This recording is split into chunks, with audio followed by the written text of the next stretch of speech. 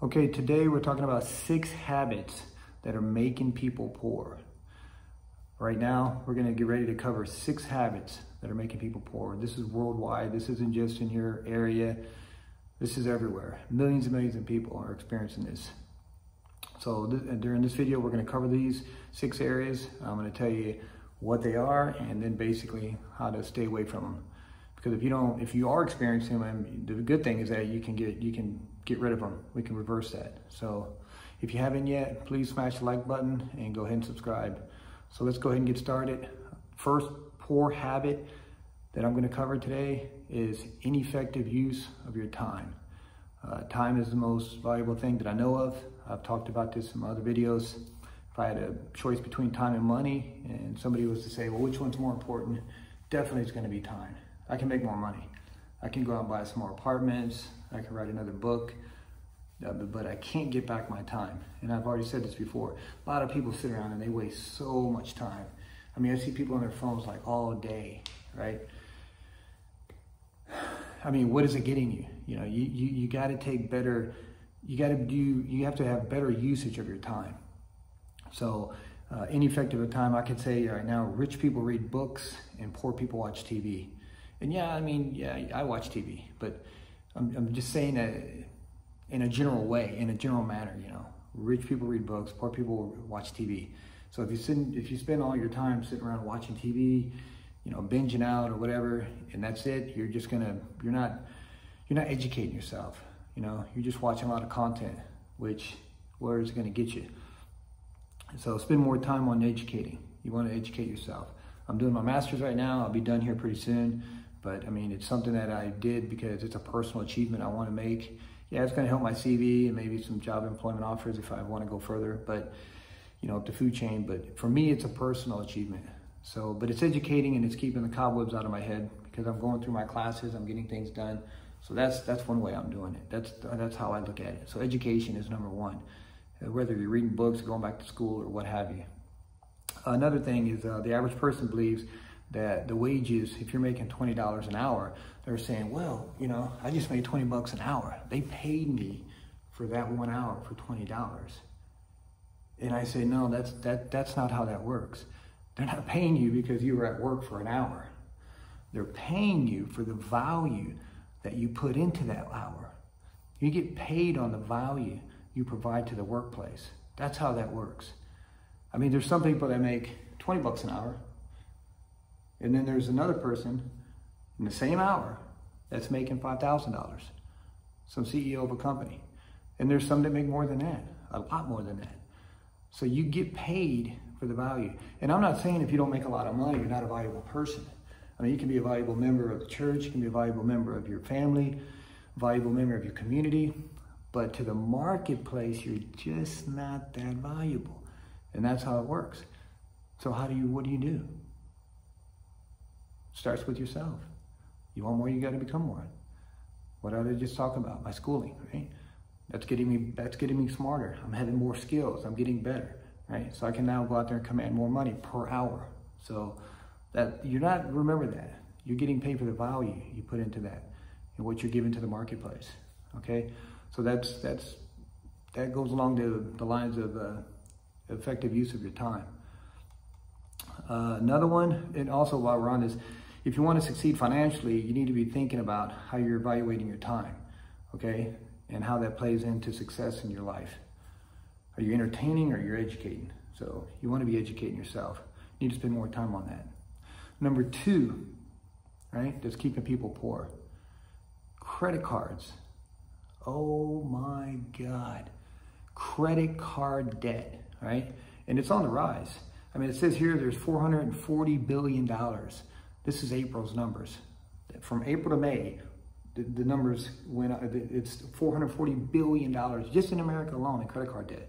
We're not even talking about a mortgage. We're not talking about your house, your car loans. Pure credit card debt, $440 billion. It also said that the average person spends $1,200 a year in interest payments. Now I could find a ton of things to do with $1,200 versus giving it over to the bank. So $1,200 a year, everybody on average is paying in just interest. That's money that you don't even see. You might as well throw it in a fireplace and burn it up. It's gone, right? Bank's got it, not you. So credit card debt. And it's also saying here on NerdWallet, they did some research. Get this, 9% of Americans say they'll never be debt free. Man, 9%, that's like 10% roughly, right? So that means for every 10 people you see walking around, one of them will be in debt their entire life. So yeah, you want to talk about keeping people broke, right? Definitely credit card debt. So what can you do about that? Well, the good thing is if you've got an okay FICO score, which is around 690 or greater, you can go ahead and take those debts and get a new credit card. So basically, you apply for a credit card. Basically, you get the zero balance transfer card, so you can just move your money over. So go ahead, if you have a 690 or above, you can go to, there's different sites that show where you get your FICO score for free. Go ahead and if you find out if you got 690 or greater, especially in the 700s or 800s, I've got around, I don't know, 840. I don't know how high up it goes, but you can go ahead and transfer over and then you won't have any interest payments. So that $1,200 I was talking about that everybody's paying every year on credit card interest payments, you won't even be doing that. So you move everything over. That's one way to save. Definitely save. Saving and making, right? So that's saving. Another way is to start paying off your debt. Pay off your debt, right? I call it the snowball effect. Back in the day, I did a Dave Ramsey thing. The guy had some great ideas. The snowball effect, meaning, let's say you have three debts. And this one you owe about $800. This one you owe $5,000. This one you owe $8,000. Well, even though this one up here, the $8,000 might have a higher interest rate, some people say, oh, knock out the high interest rate first. It's going to take you a while to pay off $8,000. Pay off the $800 one. Do it in baby steps. Do the biggest to smallest. Pay the $800 off. And then whatever you were paying on that per month, roll it into the next one, the $5,000 one. And then when you knock that out, add that to the next one. And then that way you pay them off, right? And also to help out, you can get a side hustle. You can do a job on the weekends. I've done that before back in the day when I was younger. You know, get some more extra money to put on those credit card debts to get rid of them, right? The sooner you get out of debt, the happier you'll be. I'll tell you that right now. And if you ever use credit cards again after that, use it in a responsible manner. I know some people that have actually used them to invest, but that's a little, you know, I wouldn't really go there. I mean, unless you really know what you're doing. But basically, stay away from credit card debt unless you know you can pay it off that month. Or if it's something you truly need or if there was an emergency. That's the only way I would say it. The next one is not having this is the third one that's keeping people poor. Not having a savings. You got to, and if anything has that's been proven to us through this pandemic, it's because people did not have savings. They didn't have any money in the bank sitting there waiting. And they say the average person should have between 3 and 6 months of emergency pay in their bank in the savings. Meaning, and I'm not talking about like, we're talking about like to pay the mortgage, the car note, the food, electric, you know, the necessities of life, things that you need that you're going to have to pay for. So 3 to 6 months in your savings. And that way, if there's ever an emergency, and the minimum I would have in there, a bare minimum is $1,000. And people say, why $1,000? Because let me tell you what, you're always going to have something happen. I don't know if you're going to need to repair a roof from a leak, the AC goes out in the summer, car, the transmission breaks, something will always happen. And it's always around $1,000. I don't know why it is. $1,000. So if you have $1,000, at least minimum, you're always going to be ready for it.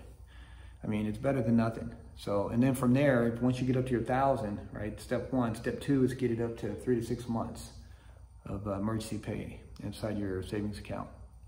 Next up, number 4, that I see basically keeping people poor is hanging around the wrong people, right? They say you're an average of who you hang out with. So, I mean, mentors, right? And that's another thing. Find you a mentor. Quit hanging out with people that aren't on the same level as you or want to go where you want to go. So I'm investing in real estate and I do day trading. So I do some stocks too. I like to trade. I'm not going to hang out with people that don't do what I do, especially people that do drugs or drink a lot. I don't even drink anymore. But, I mean, I can have a beer in there socially, but you want to hang out with the people that are going places, people that are positive, that are on upbeat, that are thinking, that are movers, that are shakers. That's what you want to hang out with. I mean, why would you not? I mean, you know, those are the guys. I mean, think about it. Remember when you were younger, your mom's like, well, who are you hanging out with? Your mom and dad. You know, when you got older, you're like, wow, man, they were onto something, because they knew, you know, if you hang out with somebody bad, something bad's going to happen, right? And then my dad always said, nothing good happens after 10 at night.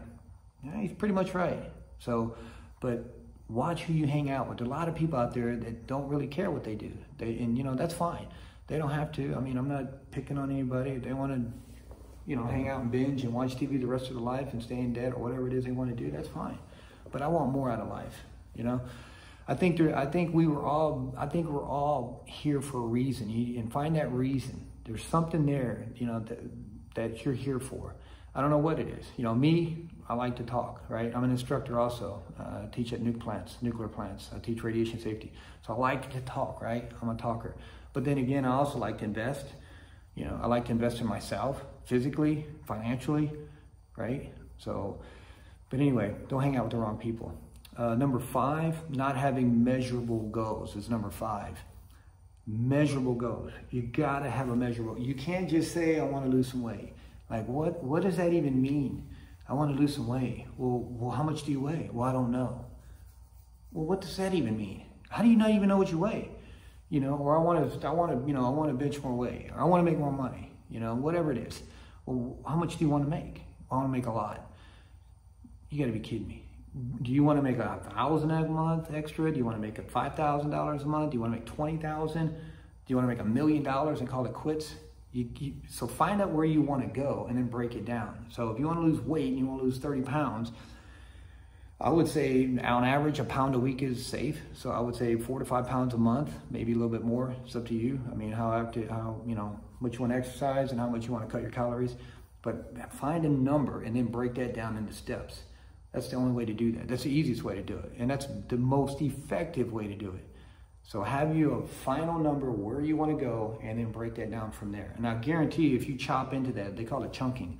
If you chop into that little by little, pieces by pieces, you'll be able to knock that out. Whether it's making money, whether it's losing weight, whatever your goals are, make them measurable. They have to be SMART, S-M-A-R-T. There's an acronym there, but that's how you do the goals. So you got to have measurable goals in life. And by the way, it says here, Cornell University stated that 62% of rich folks have goals. And 67% of them look at their goals daily, right? And they have them in writing. As opposed, okay, look at this. So 67% of rich people have goals. And then as opposed to 6% of poor people. So you tell me, you know, the numbers are right there. The numbers aren't lying. They're there. So make some goals, make them specific, measurable. My last one, number 6, and it's probably up there with credit card debt in a way. It kind of is like the brother of it, if you ask me, because you need the credit card to do what I'm about to tell you. But this last one is spontaneous shopping. Man, I'll tell you what, I got a buddy, seriously, and he, like, I think it was around June or July of the year, and he had already spent 20 grand with Amazon, and it was like a badge of honor. He's like, man, he's like, you know, I spent 20 grand this year on Amazon. And I'm like, what does that mean? Like, what did you buy a house? I mean, 20 grand. So spontaneous buying, don't do it. All right. They know what they're doing with the subliminal messages and things like that. If you're going to buy something and it's a bigger purchase, especially if it's a bigger purchase, anything above probably about $200 or $300, that to me is kind of getting up there. For most people it is, right? Sleep on it one night. Just go home. Sleep on it. And then the next morning, if you really, really, truly wanted it or you think you need it or whatever, then go ahead and get it. But for the most part, watch what you're spending your money on. I mean, it's too easy. It's hard to save and it's easy to spend. I'm going to tell you that now. It can take you forever to get this much money, but it can only take you that long to blow it, right? So anyway, that's my take on the 6 bad habits that are keeping people broke. I hope you got some value out of this. Again, please hit the like button and subscribe if you're not, and I will see you on the other side.